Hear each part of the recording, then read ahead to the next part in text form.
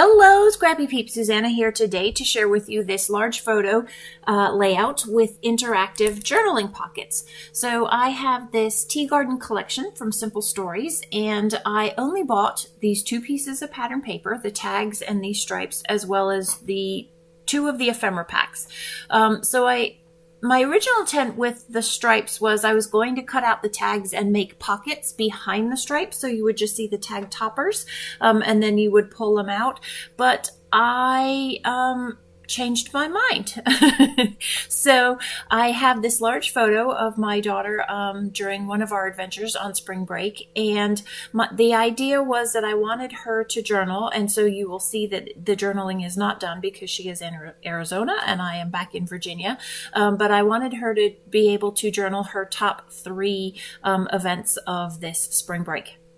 So I'm going to leave the tags for her to journal, and then I'm going to create covers or slips for these 3 tags, and I am going to not actually have them slide into the striped pieces of pattern paper, but they will actually be removable. So you can still see what is on the back side of them once you remove them, but that is not the highlight of what the purpose of that tag is for. So really it's a very simple layout as far as pattern paper goes, but it is pretty heavily embellishment loaded.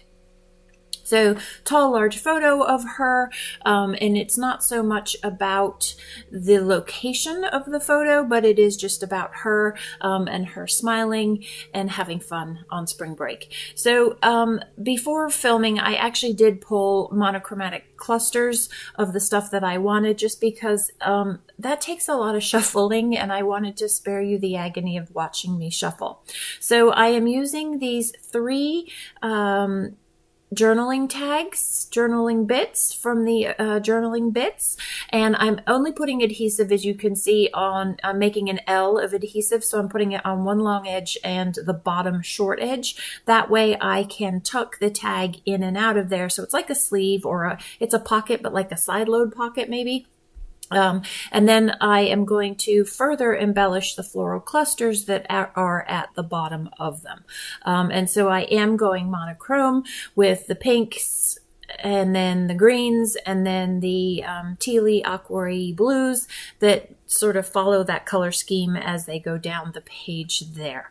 In the ephemera bits, you also get those 3 scalloped, or I'll just say 3 sort of short borders, and so I'm going to put those on the right hand side, again adhering to that color pattern down the left hand side, just so that it grounds the left hand side of the page and you don't just kind of drop off like you drop off a cliff. So you can see what I have done with the pinks. So I will repeat a similar process with the green, and I will stagger them down that span of paper there. I am trying to put a little bit of variety so that there is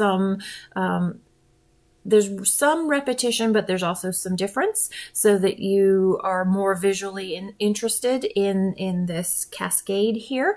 And so you can see the tags, these 2 tags, the pink and the green, are going to side load from the left.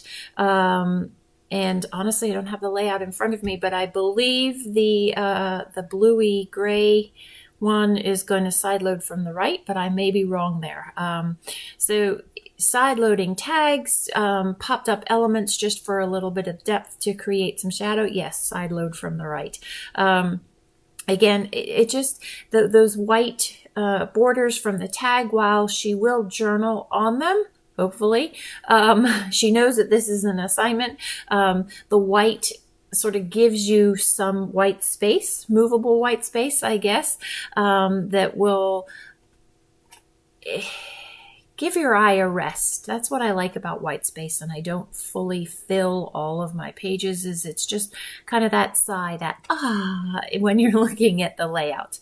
I am not going to put twine or ribbon through the holes, the toppers of those tags, because I'm not, you don't really need to, because there already is so much there, and there's already texture that's there. So this is a die from Pink Fresh Studio. It is sort of a background die, but I am using it for its individual bits. I appreciate that everything is together, and while yes, you do end up cutting paper that you don't need to cut,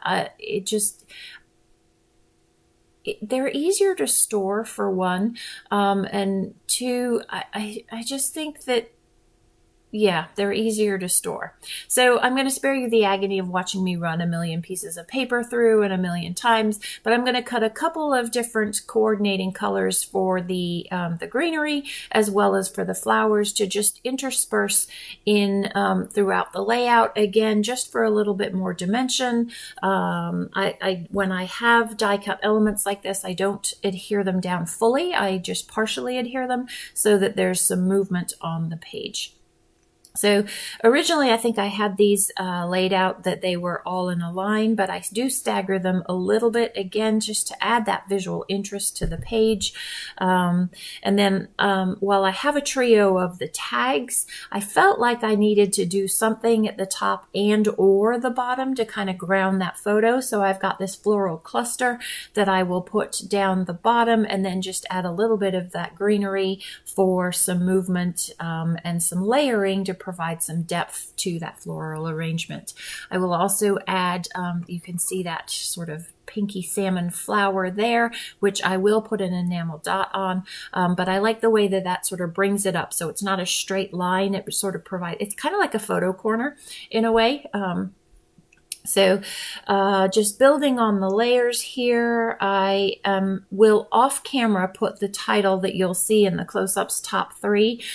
So top is going to come from a green scrap of paper that was sitting on my desk, and I'm going to use the waffle flower die that you've seen me use recently in a video for a title, and I've been using that a lot lately. I really like the block of the letters, and then the 3 is a layered 3, so it's going to be 3 cut from the B side of one of the pattern papers, the stripe actually, and then just some pink cardstock to just tie all of those colors together. I wanted to put spring break top 3 so that people knew it was spring break, but I ran out of room at the top there, and we know, she knows based on the date that that is what it is. So you'll see that in the close-ups. I decided off camera to do that because I really wasn't sure. I was going to fill one of the gaps at the bottom left with that, but I actually like not having all of those stripes filled in. And then because I'd already adhered the piece of paper, I couldn't do the negative, which was the other idea that I had for that. So the close-ups are to follow. Thanks for stopping in today. I hope you're doing well. Come back again soon. Take care.